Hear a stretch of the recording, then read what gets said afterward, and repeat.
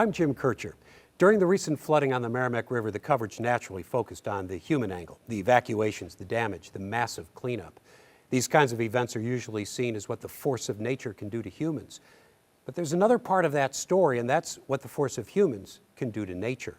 Just as the flood leaves behind mud in homes, it can also leave behind homes in mud. Tons of stuff gets carried away, and when the river goes down, that's when a natural disaster can also become something of an environmental disaster. Anne-Marie Berger has that story.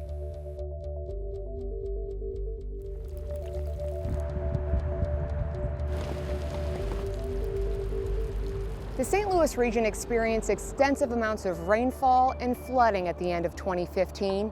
Rivers like the Merrimack reached record flood levels, destroying homes, closing highways, and leaving behind 500,000 tons of debris. I'd say the water was 20 feet deep here at least. So we'd be underwater 20 feet right here. No, we'd be down in New Orleans. Right.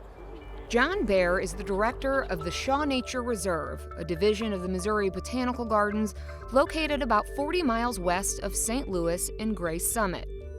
Set on 2,400 acres, they specialize in native plant horticulture, ecological restoration, and outdoor education.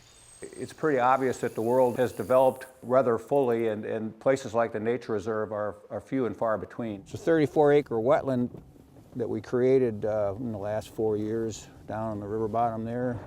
They're also located along the Merrimack River. The Shaw Nature Reserve suffered flood damage to some of their trails and vegetation, and while they don't have any buildings in the floodplain, the Shaw Bottomland Forest area along the Merrimack River became a repository for privately owned structures and their contents that were built in the floodplain and washed away.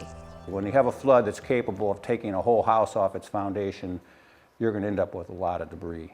So this time you ended up with a lot of debris. Yes. Whole houses. These houses, often referred to as clubhouses, are commonly used as weekend getaways and were built before there were regulations in place for building in a floodplain. Today, they would be constructed on stilts. The trouble is they have all sorts of stuff that gets stored underneath, and it ends up washing away. Right. So the structure's saved, but all their right.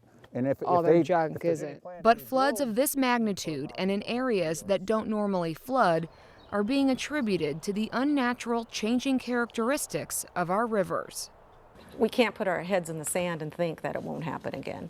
Cindy Pressler is the chief meteorologist at KSDK. I really didn't think in my lifetime that I would see such flooding like this again in the St. Louis area. I really thought it would be well down the road. However, because the way things have changed here in the St. Louis area with the addition of more levees and the construction that has been put up now in the floodplains, that has changed the direction of the river, and it also changes the floodplain and the ability to flood very easily now. Yeah, these are some pretty big pieces. Yeah. Yep.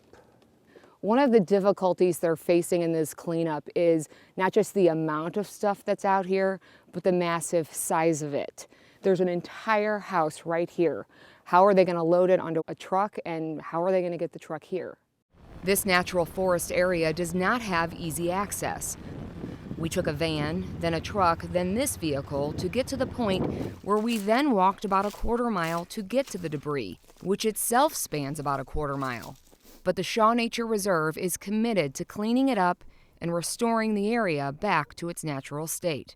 Oh, I can smell it. You can smell there's still some diesel, weeping into the ground from this thing. It's going to take some careful planning to figure out how to get in there in a sensitive way and get the stuff out, and then what to do with it efficiently, doing it when the ground is appropriate, the soil conditions, moisture levels, and so forth, so you're not tearing the area up. These areas will come back. I mean, we'll clean them up, and in a few years you won't know what happened, unless it happens again in the next 2 years, which is always a possibility.